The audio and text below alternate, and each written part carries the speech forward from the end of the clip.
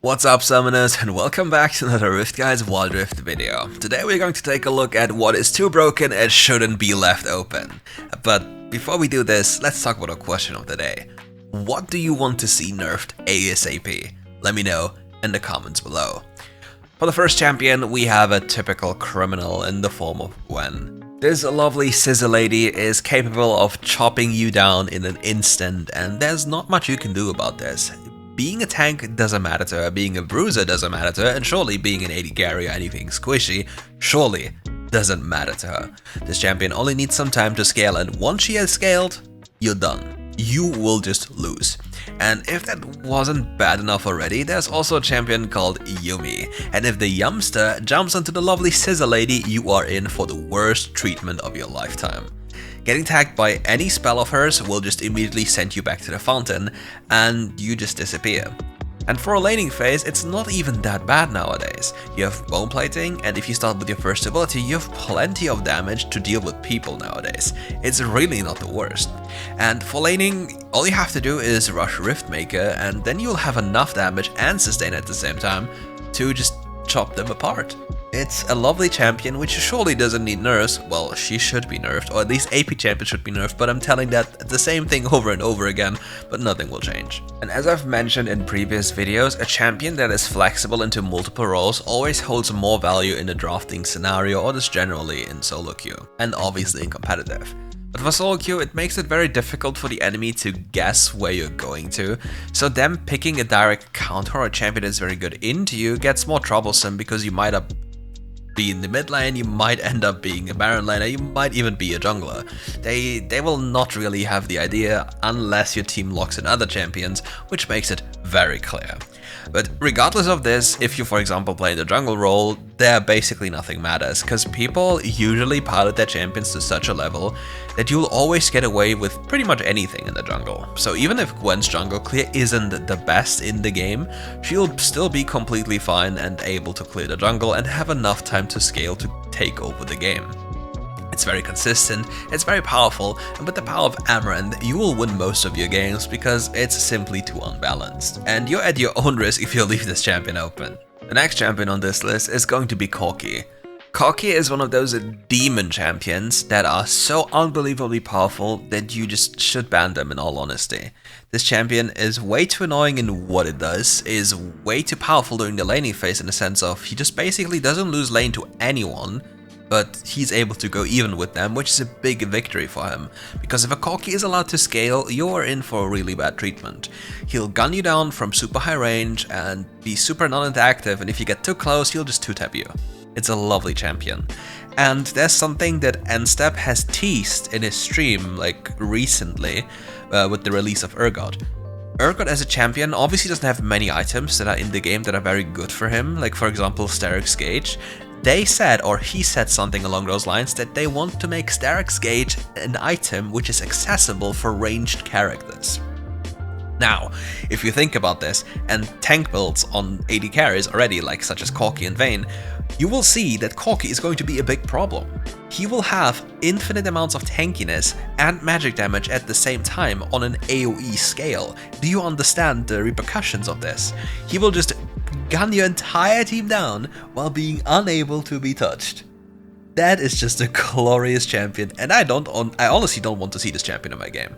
But the same goes for all the other Twin Guard champions, so, well, here we are. But if you hate Corki, pick it or ban it. Let's be honest. The next champion on this list is going to be Pyke. Pyke has received some interesting identity changes to him, which allow him to be a nice jungler and a better solo laner. Well, mid laner, to be fair. The complete idea of this champion now is that he has a decent clear for the jungle role and a decent clear for the mid lane, but this also promotes something very, very toxic. Other players, such as Boxboy, have basically familiarized the entire server here in the European scene, and even in the home server over in the SEA server, with constant rotations. And with Pyke now having better wave clear, you will quickly be the victim of his rotations. He will go into stealth and he will find you, because this is the biggest thing that people always forget about Pyke. It's not necessarily about the ability to just strictly rotate, it's his ability to number one have access to one of the most broken mobility items in the game, which is Youmuu's Ghostblade, and at the same time being allowed to go stealth. Being unable to be seen by wards makes it very difficult for the enemy to keep track on you. And this is something that, since the game basically started existing, is an issue for most players. The moment something isn't visible to you anymore, you start to believe it stopped existing. Object permanence is a very difficult concept which we usually in games completely forget about. But for example, in real life, if you know you put a bottle there and you put something in front of it, you know there's still a bottle behind it. But in the gaming context, because of so many variables that are at play at the same time, you tend to forget, and then Mr. Pyke is going to turn up and he is going to execute you with death from below. And once the Pyke is snowballing, we have the Katarina effect. He'll take over the map because he's going to one-tap you. And he's literally printing money. And this is why this champion is so fun, among all the fancy combos you can do, and just making the life miserable for other people. Next comes a champion that's similarly as broken as Fiora. Obviously Fiora wins hardcore in a 1v1 scenario and the Jax needs to be 50 billion times better, and at late game the Fiora just kills the Jax. But Jax is like way easier to be piloted. Jax's entire identity is basically having free resistances, free health, and a lot of tower damage. With the reset ability on the second ability and the passive he has, he gains so much attack speed and bonus damage on structures that he'll take them down in an instant. And his wave clear is also not too shabby if you think about the counter-strike and overall auto-attack reset abilities. Now, if you factor this into all the item changes we had and him having access to Divine Sundra, Hullbreaker, and Amaranth Twin Guard, you'll realize that again, this trinity of absolute brokenness is going to destroy everything in his way. And since he's so much easier to be piloted than, for example, Sad Fiora, it makes it very difficult for the enemy to reply to you in a proper fashion. Many people in solo queue to this day, and probably till all eternity, will overvalue dragons and overly rotate and just forget that side waves exist.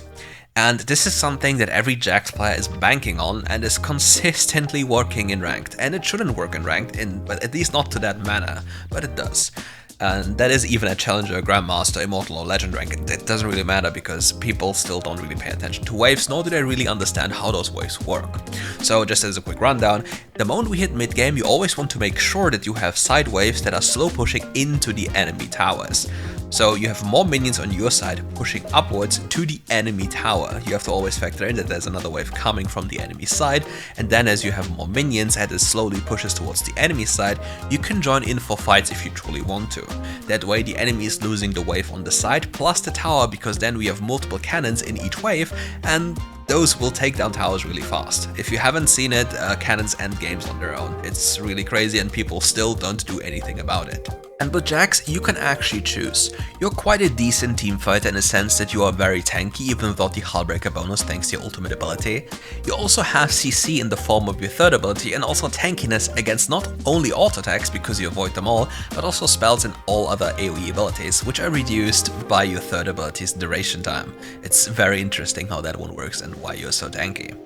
And the moment this slow push is slowly getting towards the enemy towers and you're actively paying attention to it, you can go up there with your Hullbreaker and make them even tankier and take down anything in your way. And even if people would start to fight you, those cannons will deal a lot of damage, because cannons are probably better than most of the AD carry players, but at least these cannons hit enemy champions. And that's it for today's video. Sorry AD carries for the little sucker punch, but sometimes you just have to do it. Next time I'll flame support players, maybe I'll make a joke about junglers, or maybe Baron laners, but well, don't worry, everybody will be dealt with. And see you tomorrow for another RiftGuides or WildRift video.